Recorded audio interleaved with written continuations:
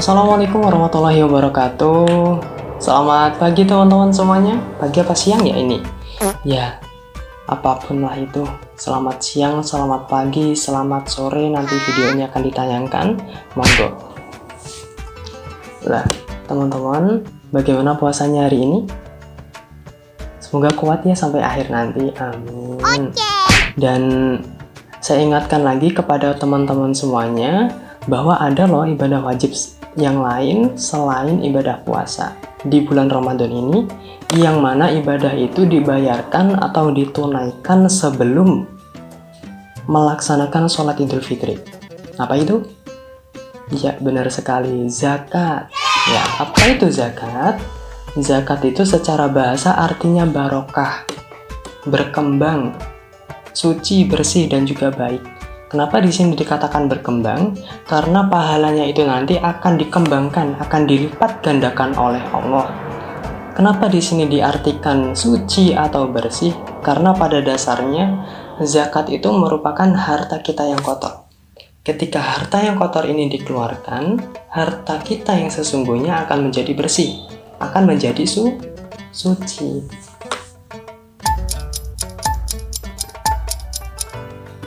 Lah, lantas apa sih itu hukum dari zakat? Zakat itu hukumnya apa sih? Zakat itu hukumnya fardu ain, teman-teman. Apa itu artinya fardu ain?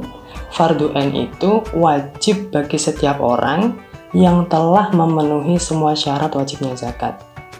Jadi siapapun orangnya yang itu telah mencapai atau memenuhi semua syarat wajib, maka dia wajib zakat. Memangnya Allah perintah? Memangnya Allah memerintahkan kita untuk membayar zakat? Ya, di dalam Quran surat Al-Baqarah ayat 43 di situ disebutkan, wa aqimu, dan mendirikanlah kalian as-sholata pada sholat. Wa atu zakah, wa atu, dan mendatangkanlah kalian az-zakata pada zakat. Warka'u, dan rukuklah kalian ma'arrokiin, beserta dengan orang-orang yang rukuk. Nah, di dalam Quran Surat Al-Baqarah ayat 43 ini disebutkan bahwa Allah itu memerintahkan 3 hal. Yang pertama sholat 5 waktu, yang kedua zakat, dan yang ketiga sholat berjamaah. Artinya di sini zakat merupakan benar-benar perintah dari Allah langsung. Nah, lantas bagaimana hukum bagi orang yang tidak mau zakat? Itu boleh diperangi. Kenapa boleh? Ini ada ceritanya ya. Ada ceritanya manakala itu pada saat itu Nabi wafat. Nabi sudah wafat, kemudian diangkatlah Abu Bakar menjadi khalifah. Lah, pas diangkat Abu Bakar ini menjadi khalifah, muncul 3 golongan orang kafir. Yang pertama itu orang-orang kembali menyembah kepada berhala, bukan lagi kepada Allah. Dan golongan yang kedua, orang-orang itu mengikuti Musailamah Al-Kadzab, yang mana Musailamah Al-Kadzab itu merupakan orang yang mengaku-ngaku dirinya sebagai nabi, padahal sudah jelas bahwa Nabi Muhammad merupakan nabi yang terakhir. Dan golongan yang ketiga adalah orang-orang iman. Mereka tetap iman, tetapi mereka tidak mau membayar zakat. Lah, menghadapi fenomena yang demikian, kemudian Umar bertanya kepada Abu Bakar, "Wahai Abu Bakar, apakah kamu tidak akan memerangi orang-orang ini? Orang-orang iman, tetapi dia tidak mau zakat. Karena sungguh Nabi itu tidak diutus untuk memerangi manusia. Sungguh Nabi itu diutus untuk memerangi manusia, sehingga manusia itu mau mengucapkan lafaz la ilaha illallah. Artinya manusia itu mau beriman kepada Allah. Nah, ketika dia sudah beriman, maka Nabi ya tidak akan membunuh mereka. Nabi tidak akan memerangi mereka, kecuali kalau mereka melanggar peraturan-peraturannya Allah, melanggar larangan-larangannya Allah.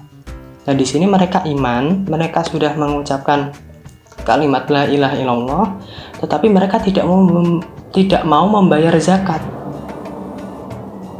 Nah, ini merupakan salah satu perilaku, merupakan salah satu tindakan yang melanggar peraturannya Allah. Nah, kemudian Abu Bakar menjawab pertanyaannya Umar itu tadi. Sungguh aku akan memerangi orang-orang yang memisahkan antara kewajiban sholat dan juga kewajiban zakat. Artinya apa? Mereka ini mau sholat tetapi tidak mau zakat. Ataupun sebaliknya, mereka mau zakat tetapi tidak mau sholat. Nah, ini yang akan diperangi oleh Abu Bakar. Dengan pernyataan, dengan jawaban Abu Bakar yang demikian, akhirnya Umar menjadi tahu bahwa memerangi orang-orang iman yang tidak mau membayar zakat itu hukumnya boleh, itu diperbolehkan, itu hak. Nah, lantas apa saja sih keutamaan membayar zakat itu? Yang pertama itu, pahalanya akan dilipat gandakan oleh Allah. Dijelaskan di dalam Quran surat Al-Baqarah ayat 261. Masalu gambarannya alladzina, infaknya orang-orang, yunfikuna yang menginfakkan mereka amwalahum pada beberapa harta mereka fisabilillahi di dalam jalannya Allah, di dalam agamanya Allah, itu kamasali sebagaimana satu biji habbatin pada biji-bijian ambatat yang menumbuhkan apa biji sab'a sanabila pada 7 tangkai. Jadi di dalam hadis ini disebutkan bahwa orang-orang yang infak itu digambarkan sebagaimana satu biji, yang mana satu biji itu menumbuhkan pada 7 tangkai. Fi kulli sumbulatin, di dalam tiap-tiap tangkai mi'atu habbatin 100 biji, yang mana di dalam setiap tangkai itu tumbuh 100 biji. Artinya satu biji menumbuhkan 700 biji. Wallahu, dan Allah yudhaifu, melipat gandakan siapa Allah, liman, untuk orang yasya'u, yang menghendaki siapa Allah.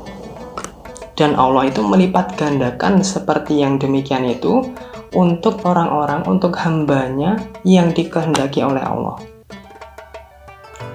Dan Allah tidak akan melipat gandakan hanya sebesar 700 itu tadi. Satu biji menumbuhkan 700 itu tidak hanya menjadi patokan, tetapi ila masya Allah, sesuai dengan keinginannya Allah, sesuai dengan kehendaknya Allah. Mau dilipat gandakan lebih dari 700 ya terserah Allah. Karena apa? Wallahu, dan Allah itu wasi'un, maha luas. Karena Allah itu maha luas. Maha luas artinya di sini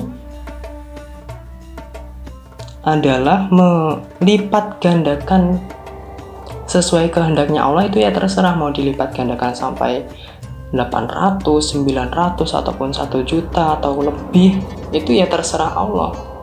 Karena sifatnya Allah yang wasi'un ini tadi, dan Allah maha kaya. Alimun, lagi maha mengetahui, dan Allah itu mengetahui mana harta yang disodakohkan, yang dizakatkan itu adalah harta yang haram atau harta yang halal. Itu Allah maha mengetahui. Kemudian keutamaan yang kedua itu bisa menyelamatkan dari siksa api neraka.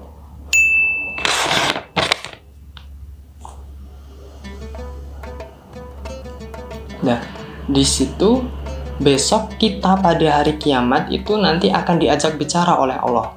Lah, emang bisa kita bicara sama Allah? Emang Allah tahu bahasa kita? Emang kita tahu bahasa Allah? Itu dengan kekuasaannya Allah bisa. Kita paham apa yang diucapkan oleh Allah, dan Allah juga paham apa yang dikatakan oleh hambanya. Dan besok pada hari kiamat itu tidak ada penerjemah, sama-sama saling memahami.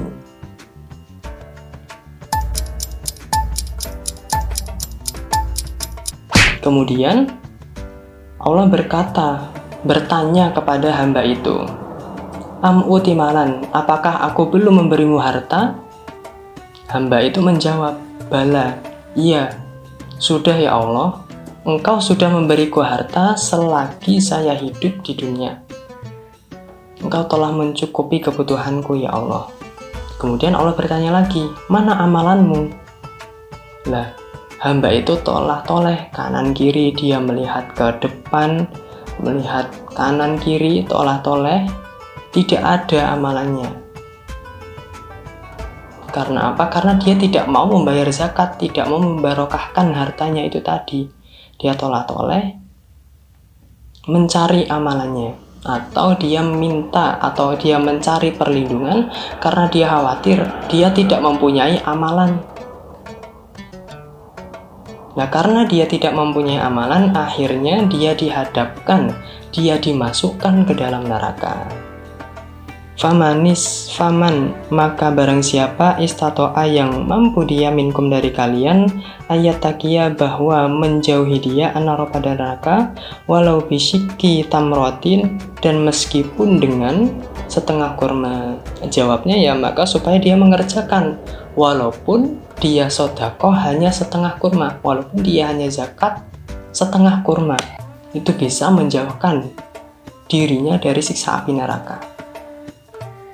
Kemudian keutamaan yang selanjutnya adalah menghapus dosa-dosa hambanya. Nah, dengan kita berzakat, dosa-dosa kita dihapuskan oleh Allah. Wassodakotu dan sodakoh tutokfi'u memadamkan apa sodakoh al-khoti'ata pada kesalahan kamayu tokfi'u dan sebagaimana memadamkan al-ma'u air an-naro pada api. Dan sodakoh itu memadamkan atau menghapuskan dosa-dosa yang kita perbuat selama hidup di dunia. Lah, gambarannya sodakoh itu seperti air yang memadamkan pada api. Artinya langsung padam, langsung hilang dosa-dosanya kalau kita mau membayar zakat. Dan keutamaan yang selanjutnya adalah menghindari murkanya Allah dan menolak kematian yang jelek. Nabi itu bersabda, inna sodakota, sesungguhnya sodakoh itu latu tokfi'un, niscaya memadamkan apa sodakoh gondobar robbi pada murkanya Tuhan, watadufa'u dan menolak apa sodakoh mitatasu pada kematian yang jelek. Nabi bersabda bahwa sodakoh itu memadamkan murkanya Tuhan, murkanya Allah. Artinya orang-orang di sekitar itu menjadi senang karena dia mendapatkan bagian harta zakat. Karena kita mau sodako dan yang menerima sodako itu menjadi senang gitu.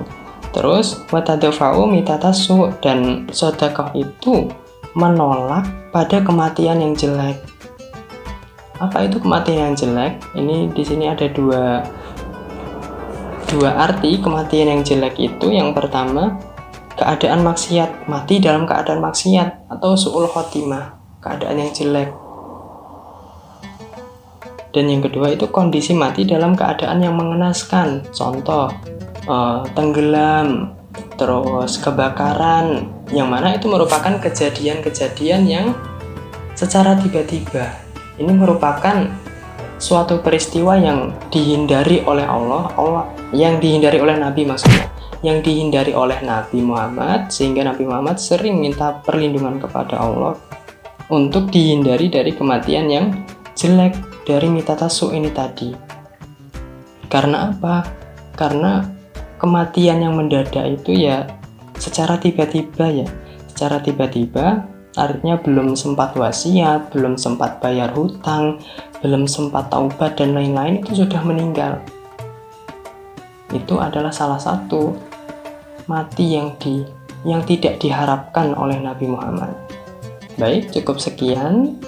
Itu tadi adalah zakat itu apa sih, terus perintahnya, emang ada ya perintah dari Allah, terus hukumnya bagaimana bagi orang yang tidak mau zakat, apa saja sih keutamaan zakat, itu tadi sudah diulas di atas. Cukup sekian dari saya, banyak kekurangannya dari saya mohon maaf.